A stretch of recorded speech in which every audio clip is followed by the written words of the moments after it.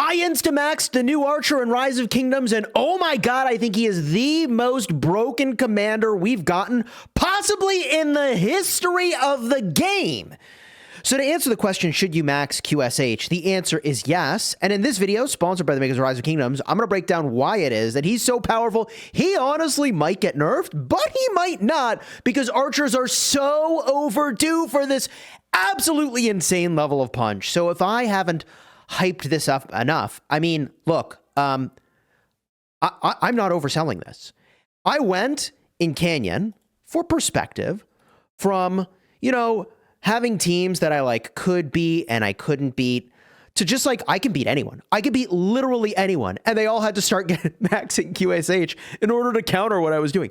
QSH is insane. And like, by the way, if we look at the history, now by the way, they have QSH as well. But if we look at the history of some of these fights, like the damage that QSH is doing is like almost always the highest. Where are we here?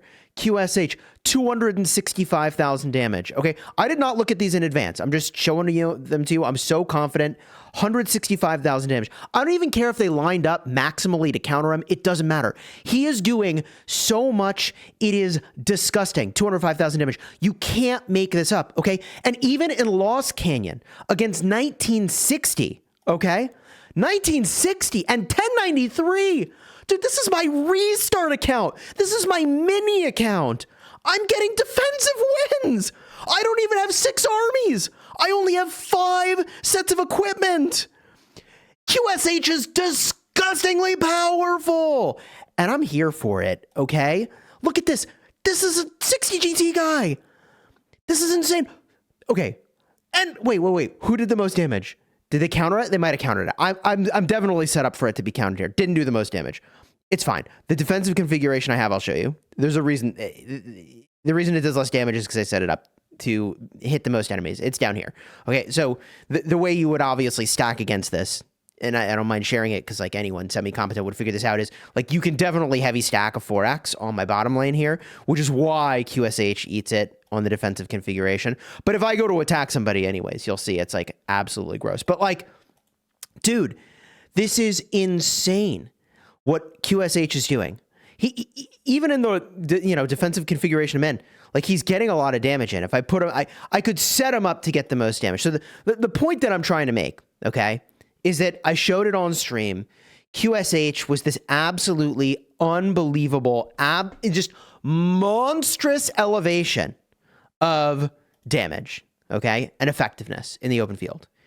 So, Chisgule, what are you going to talk about in this video? Well, actually, there is so much that I learned about QSH on stream and off stream that I want to share with you what those conclusions were. And it's funny because there's always stuff that you can learn from doing dual testing and multi-target testing. And sometimes the things that you can learn are somewhat unexpected or deceptive. You wouldn't have expected to learn something, but then you do, is what I'm trying to say.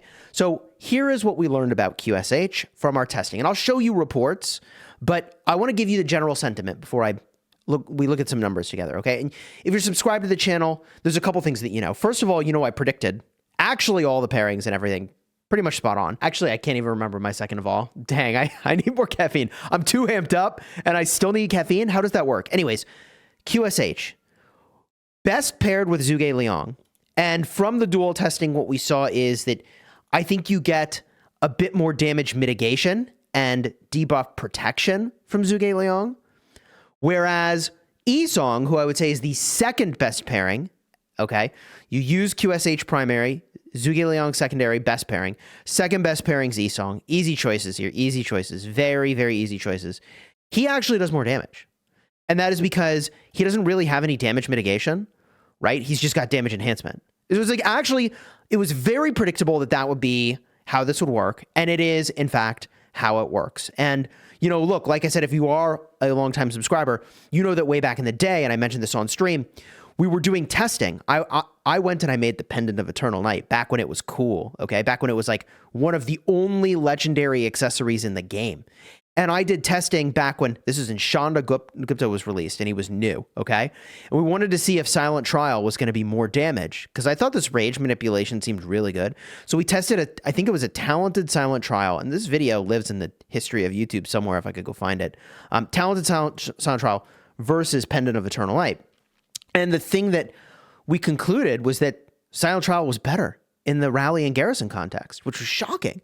But the conclusion is, well, for the bonus to skill damage to be good, you just have to be doing a higher threshold of skill damage. And to get more skill damage, that typically means you need to be hitting more targets. So area of effect damage dealers are where this thing is good, which is where I think the craziness of YSG steps in. Because YSG is just this insane enhancement of skill damage. Now, you get a little bit of that on QSH, or on Zhuge Liang, right? Doesn't he have a little? Yeah, he's got 20% skill damage boost. I mean, that's nice. But on Yisong, we are talking about jaw dropping 50% over here, and I think it's another 12% from the museum, right? So you get absolutely insane amounts of skill damage enhancement, and when you're hitting lots of targets, like, yeah, I actually need to. Well, I actually don't need to max it on this account because I only have one Archer March, but whatever. So your best march is going to be QSH and Zhuge Liang, and your next best march, QSH with Yisong, okay? And the thing that's so interesting about like dual testing, for example, is that I get that it's not open field fighting, okay? I've been playing this game for 6 years. I understand that a duel is not an open field fight, but it lets you start to see the differences between commanders. And so I'm going to pull up these results because there are things that I thought would do way better than they did. And it was actually shocking and very insightful when certain commanders did very poorly, okay? So I'll go through these results pretty quickly, and huge shout out to Sasuke for jamming with me in an Ark of Osiris custom match. Shout out to the developers for including the new commanders in custom matches at the time of their release. Historically, that was not the case, and so we'd have to do our own testing with, I'd rather use equipment and armaments, but like, you can't run a test, in my opinion, with equipment and armaments and call it apples to apples unless truly it is almost identical. And it's very hard to find that in a testing partner. So the fact that we could go into a custom match and have the literal exact same equipment setups and the literal exact same accessories. We used Ring and Horn, by the way, on every march. Is really cool. Now, I'm not saying Ring and Horn is necessarily the best accessories for QSH. In fact, I'm going to have a follow-up about that coming very soon. But I just wanted to mention that we are using all legendary inscriptions, and there's a lot of value to that and some surprise learnings there as well, which we will get to. Whew! So, we battled against archers and we won, but look, we fought against calves and we lost. Right? If you looked at the duel testing, you'd think, oh, this commander sucks. He lost to BQ Liu Che. Okay, well, we know he's not going to suck, all right? We know he's not going to suck, and he's insane. We battled against Ragnar Skippy, and he also loses there. Well, geez, man, how are we going to learn anything from duels? Well, you can, by the way, we also battled against an Arthur Phillip. This. Oh, boy. We'll get to the swarm testing in a minute. I'll put that on screen. Okay, we'll get there. So then we ran an Yisong, okay? And the Yisong felt like, as you would expect, it was doing more damage, okay, but also taking more damage. This is pretty much exactly what you would expect. But the biggest insights, and by the way, a little swarm test here. Funny enough, when you swarm down the Yisong, right, it took less Sev wounded and dealt less Sev wounded, funny enough. And the Zhuge Liang took more Sevs and dealt more Sevs.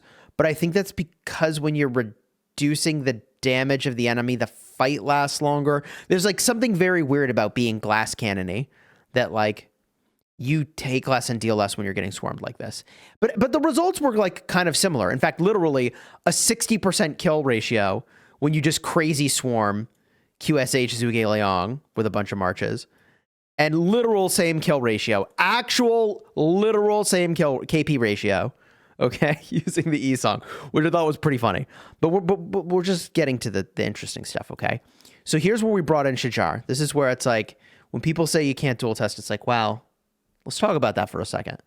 So in order for Shijar to be viable, she would have to absolutely decimate in these duels. In other words, QSH and Zhuge Liang and QSH and Yisong, they lost a lot of these duels, but we know they're going to do disgusting AoE damage.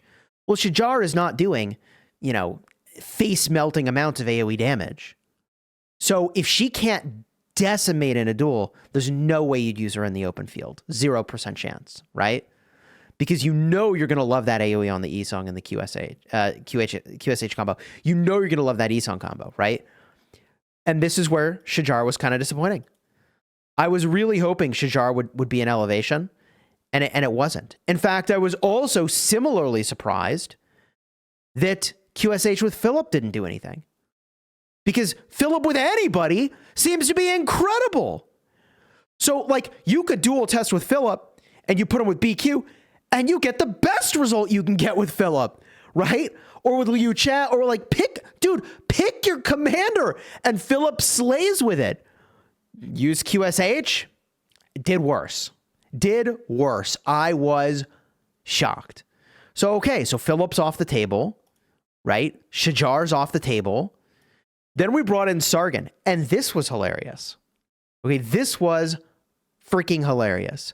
Why would Sargon possibly be good? And by the way, this is why, again, I love the dual testing, because, okay, if we could decimate a duel with QSH and Sargon, maybe you would use it in the field. And this was just not nearly as bad as I thought it would be. I think with an artifact switched over, it could be more interesting, but still not very good, in my estimation. But the reason people were losing their mind over Sargon, and it still would be interesting to test him in the open field, is that if we get a look here at what his skills do, okay? This is going to get really nerdy for a second. For the next 5 seconds, whenever this commander's troop launches a basic attack, you have a 100% chance to deal extra skill damage to the target. So this is going to work in a duel, but not really in the open field, okay? But then, whenever their troop deals direct damage, it has a 100% chance to inflict odd to every troop hit by the skill damage. Odd targets take more skill damage. So you're going to be putting up just insane amounts of odd stacks, which is kind of hilarious. Then, whenever the target troop reaches 10 stacks of odd, the effect is dispelled, and it takes 1,000 direct damage, and this commander's troop gains a 300 shield. And there's no internal cooldown on this ability. So you could be getting this bonus of 1,000 damage factor, like just freaking flying, okay? And that's where I thought Sargon is kind of an interesting option. I think in an artifact KVK, you could do it. This is a way you could bring Sargon back into your roster, but let me just break it down for you. Nobody's working on Sargon anymore. Nobody should be working on Sargon anymore. And chances are, if you have Sargon, you have lots of other commanders you could use instead that probably end up being more compelling. But this synergy was way more strong than I thought it was going to be. I mean, I laughed it off on stream, but like, this was a shocking duel result, but it still loses. So like, you're not going to do it. I'm not going to do it.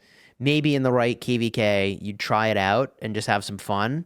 But the issue of having to stay connected with your target is really meaningful. And that is also true for the shield and 1,000 damage factor on the 4th skill of Sargon. So you're probably not going to do it, okay? And the other thing that was really helpful in dual testing is to just see that Hermann Prime was not as performant. Like, both Hermann Prime and E-Song and Zhuge Liang, they all do AoE damage, okay? So swapping them in a dual context and like the Hermann is like still like doing kind of worse here was like, okay. It's just the Hermann's just not where it's at, man. I don't think the Hermann's where it's at. Against the BQ Liu Cha, 43-30. Can I find the other ones where we were battling BQ to Liu Cha? 49-33. I mean, it is a similar-ish result, but like, what would you rather have? The Zhuge Liang AoE and everything he's doing, right? You know, obviously. Here's the E-Song, 46-34. I mean, I guess it's a similar result with the Hermann, but my overall sense was that this is just not as impressive, right? And this is, by the way, with you stacking tons of poison debuffs onto the same target. So you're getting the benefit of that skill damage dealt. I don't know that it's going to work that way in the open field. We just really weren't all that impressed with the Hermann Prime and the results from these duels. Did not feel like this was the way to go. Did do very well against the archers, funny enough. So that was kind of an interesting outcome. And we did battle against the Ragnar with Skippy. And it funny enough, it did actually do pretty decently in this particular duel. This is not a terrible outcome. But again, This is, I think, because Hermann Prime is stacking up lots of damage with the poison effect and taking advantage of that, which I don't think is going to be a reality in the open field. And Zhuge Liang be able to have the AoE hit behind you is pretty major. We brought in Cyrus and goofed around, and bro, Edward of Woodstock was shocking. This was shocking. Okay? This is the best KP ratio, you may note, in any BQ Liuche duel. Wait, how does Edward of Woodstock secondary do better? How? Bro, how? How? Okay, so the funny thing is that QSH, he doesn't have a rage bar, per se. His little bar with the dots on the left is showing you rage consumed, because that's how his active skill works.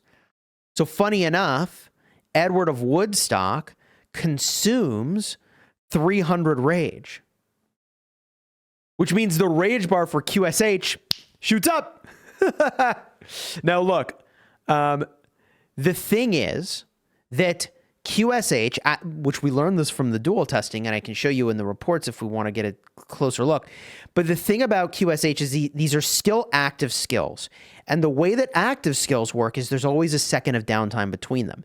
So the fastest skill cycle you could ever get is 4 seconds. You can't get that on a regular rage-based commander because the most rage you can gain in a turn is 220. But there seems to be no limit on the rage you could consume in a turn.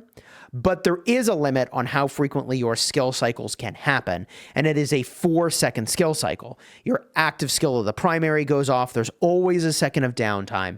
Active skill of the secondary goes off, there's always a second of downtime, and then you start your cycle all over again. This is why historically I've always advocated that combinations like Philip plus Joan Prime would be really terrible, or even Khan plus Joan Prime or Philip would be terrible, because these are all commanders that have a chance to give you extra activations of your active skill.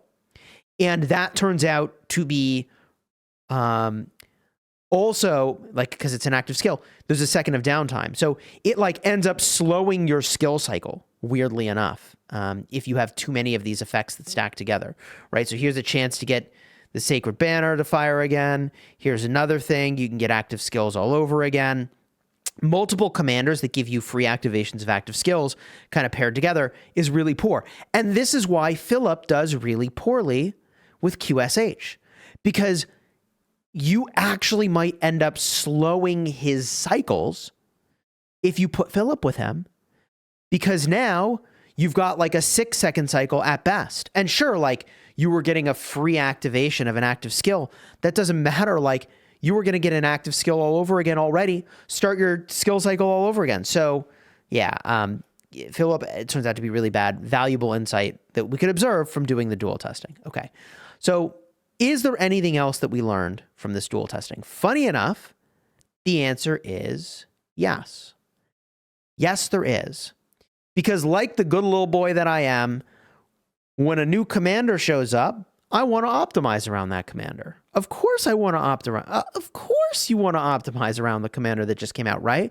So I went to look at my equipment and I'm like, all right, what could I do to make my equipment better? Well, I got some options, right? But what could I do to make my armaments better? And that's what got me really kind of thinking, well, gee, like armaments get kind of weird here, but I think that boosts to skill damage would obviously be really good. And then I realized, wait, Chisgule, you're on this account and my other account, I'm really close to getting one of these legendary inscriptions. Why not go get balanced? So I read what it does. Upon reaching 80% rage, the troop deals 8% more skill damage for the next 3 seconds, cooldown of 5 seconds. I mean, I use skill cycles so fast on this commander. I must have, close to 100% uptime on this effect, right? You'd get almost 100% uptime. You'd be getting, for every 5 seconds or 6 seconds, you're getting 8% more skill damage dealt. Now, I can't figure out if this is a boost to skill damage or just like more skill damage like it says here, because there's a difference between skill damage and boosts. It's where the multiplier is, and it's kind of major. But the funny thing is that I realized there's something even weirder going on here. Upon reaching 80% rage, wait a minute. This commander doesn't have a rage bar. I mean, he's got a bar like a rage bar. It looks like a rage bar, but it's not a rage bar. He has a rage consumed bar. And that's when I realized, does this even work? Do you ever get to 80? How do you get to 80% rage on this commander? How much rage does he even have? How would you ever even know how much rage he has? Well, gee, that's kind of weird, isn't it? So I went and I looked in some of these duel reports, you know, the thing that I keep advocating can be really valuable, even though he's obviously not a duel commander. And I started to look. Does this effect show up anywhere in the battle log? And the balanced effect will show up when it happens. The question is, when am I getting to 80% rage? And it's funny because you might think, well, don't look at the early turns, Chisgule, except you got to remember QSH is going to give himself 500 rage when he enters into combat. So like, who knows how much rage he has? Who knows when you're going to get this balanced effect to trigger, if you can get it to trigger at all. So I started looking through reports, and I start to get really interested, of course, as we get close to the skill cycles, because maybe it's just 80% of the rage bar, and the rage bar has been replaced by the rage consumed bar. But like, no, it's actually quite weird. There were some reports where I could find it, and there were other reports where I could not. And there's a lot going on in this report over here, quite frankly, you know? Like, there's so many effects. So there's balanced. It did happen. It did happen. The balanced inscription of QSH triggered. Huh. And as I looked through more turns, it was not always the case that I would get balanced. In fact, most skill cycles, I did not get it at all. And this got me kind of thinking, how does this work? Because like 80% rage bar, I mean, have I had an active skill yet? Technically at this point, I have not had an active skill, funny enough. And then I do get an active skill, but then like balanced is not going to show up again. I'm not going to click through all of this because it's going to be a lot to look at, and people start to, you know, glaze over when I look at reports like this, okay? What I'll do instead is take you to some much more pointed testing. Because what I asked is one of my kingdom members in 2377 with the balanced inscription to equip it to QSH, run out of his city, and hit a barb. Because a barb report's not going to have any clutter in it. So you're not going to have to worry about all the stuff that you'd see in there. And this is where things got really interesting, okay? So we're going to pull up my mail, and I'll spoil it for you. I didn't see balanced anywhere. And the guy was even like, I promise you it's equipped. He was sending me pictures. And I was like, no, I believe you. I can see it in the report that it was equipped. So here's what he was using. All right, balanced. There it is. So you can see it's like there. He has it equipped. So here's the first report, okay? And just to prove to you that it's equipped, we go to the troop buffs. Here's that 3.5% normal damage resistance, the effect that you only could get from the legendary inscription. And so we go to the battle log. He has no secondary here. I can just tap all these turns, and it's going to show you the turn changing and that there's no buff in there. But, like, he never gets enough rage, I guess, to actually have this thing trigger ever, okay? And, like, I can click into the turns. You're going to see there's, like, no balanced anywhere, okay? And I went through all the turns, and it was never there. And it was really weird. And he was like, well, hey, dude, look, like, what else could I do? And I was like, could you send it again? And this time, you know, bring a secondary. And so he's going to do it again, but like no balanced effect. So it was really funny because here I am thinking, all right, like I'm going to do what I think, you know, the game direction is very obviously telling me to do, and which is like double, triple, and quadruple down on skill damage, right? But the balanced inscription is not it for this commander. Now, I personally think that potentially that inscription could benefit from, you know, like a little switcheroo to work in this context. I feel like that would make a lot of sense, but that's not how it works. So if you thought, I'll go do balanced for the new commander, don't. It won't work that way. You can use it on other commanders, right? But like, don't do it for this purpose. And I can show you, he's got it equipped. Now he's got the secondary. Normal damage resistance is that effect from the balanced inscription. And nowhere in this log will it show up. which was surprising to me. Okay, there are buffs that are going to sort of bounce around here with normal damage taken and skill damage and other things. Archer attack from the Zhuge Liang, second skill, but nowhere did he get balanced. So yeah, that is definitely not the inscription to use. It's so funny because I like got so hyped. I was like, okay, what I'm going to do is get this huge upgrade for my archers. And it's so perfect for the new commander, feeling so clever with my collection, feeling so clever about having stuff ready when a commander drops. Nope. Don't do it. Don't do it. The other legendary inscriptions, by the way, could still be very good. They say, wow, so I don't think balance is working with QSH. And we continue this conversation on Discord. All right. So all that to mention that when you do put armaments onto QSH, I would sort of call into question the effectiveness of certain armaments, particularly in the wedge formation, which is counterintuitive.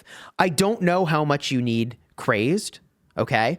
You would generate a jaw-dropping amount of rage from this because you're going to be doing direct damage all the time. So we could get a look at a log here and kind of prove that that works that way, I suppose. But crazed should be just absolutely disgusting amounts of rage. Like, actually, we'll go to the other account and do that real quick. So this could be good. I don't know that you need the rage. We'll talk more about that later, but this boost to skill damage is obviously very good. Skill damage boost is really powerful. Skill damage boost over here is very powerful. The bigger thing is this boost to skill damage over here. Intrepid has got to be the biggest gains that you can get, which I happen to have. In fact, I would say like Boiling Blood, Intrepid, and Focus Fire are some of your best priorities for sure. For sure. Also Hunter. Very good priority. I mean, obviously the legendary inscriptions here, with the exception of Balanced, okay, with the exception of Defiant, I think that over here, you just stick to the classics. Funny enough, which is like good news, bad news. Like good news is that the classics are pretty cheap to move around between formations, but we're talking about like strategic is like your one of your top picks, right? Strategic, because typically you're going to have multiple armies at a time. You're going to be surrounding something. Assertive is a great pick when you're on the map. All right. The budget assertive, I call it budget, but I don't know. It's just a worse alternative. Will be cohesive. All right. If you don't have the assertive, cohesive is pretty legit, right? Those end up being really good. In fact, you could find perhaps a skill damage boost here. It was a brawler. 2.5% more skill damage is very clever in this context. I like that one a lot. That might, I don't know that it's better than all damage, but it is very good. It's not Pursuer. No, I think that's it. Yeah. So that's kind of where I would go with the armaments. I don't think there's any other formation that's even in the running for a consideration, but my suspicion is that we will get another formation for skill damage, potentially. I just have, look, I have zero capability to predict what is coming for formations. Okay, I have no clue. I absolutely zero clue, right? Like with commanders, we have a rough sense of when they'll show up. We couldn't maybe tell you the exact day, but we can sort of tell you like historically, here's the sequence and what you need to know and what's coming next. And you can make predictions. But with, the formation system, I have, and as a player, I would love to hoard up and predict and be ready. And then I have no clue. I have absolutely no idea. Okay. No clue how I am supposed to prepare if I want to prepare. So maybe we'll get a formation. Maybe we won't. Who knows? But for now, balanced ain't it. Now, it could change, and I will be on the lookout for that. I did reach out to support, and I haven't heard back yet. So this is the armament that I wanted to replace. I was like, oh, yeah, like I could get the a bigger boost. It's a skill damage boost, and I could get nearly max health and max defense. Like it'd be a big gains. Well, not really for me in this case. So anyways, that covers everything we've learned so far about QSH. Number one, you want to go max him as soon as you're going to fight. Okay. You don't need to max him right now if you're not fighting, but when you're about to fight, You need to have him. He is, and like, look, you know, maybe I should have led with this, but you know, I've been getting messages from my homie Fluffy Pony, and he was sending along some reports, and it's like they're all ridiculously positive. Like this will be possibly your best trading March. Depends a lot on your equipment and your armaments, which is why I was sort of talking about how we optimize that. So should you max him? Yes. And who do you pair him with? With one archer pair, I think Zhuge Liang, very uncontroversial. With two archer pairs, I like the QSH Esong setup, and then Zhuge Herman Prime. Easy choices. Three archers, you're a weirdo, but I respect the hustle, okay? You could do probably QSH with Esong still. Zhuge with Philip is very popular. I haven't actually fielded with it, but I do use that in Canyon. I use that in Canyon on my main, and I used that in Canyon on this account until I got this dude over here, and Philip just literally is on the bench now, funny enough, for Canyon. So QSH is just absolutely cooking for me. And then the third pairing probably has something to do with Ashurbanipal and Herman Prime. Kind of a popular take. That's because Herman Prime gives you extra active skills.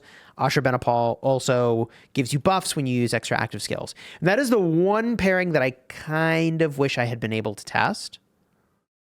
I really kind of wish I'd been able to test it. Would have been using the, what's it called? Ashurbanipal secondary. Because you use active skills so fast, that actually could be extremely good.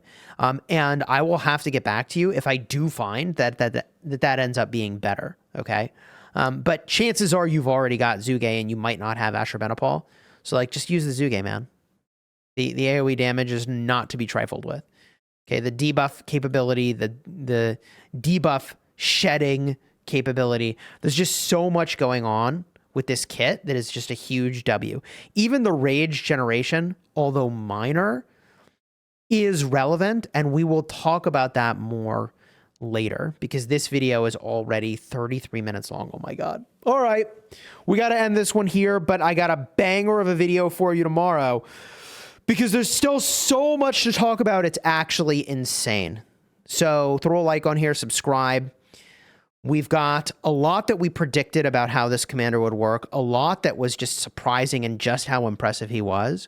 And all hail the new Overlord, the new #1 commander, possibly the single strongest commander that has ever been released to the game, even if you isolate the commanders and evaluate them based on their relative strength at the time they were released. Yeah, he's good. That good. And why don't you just go watch the live stream and you can see it for yourself. Card will be right over here. You can just see it happen. You could also see how I predicted it, but like you probably just want to see it happen.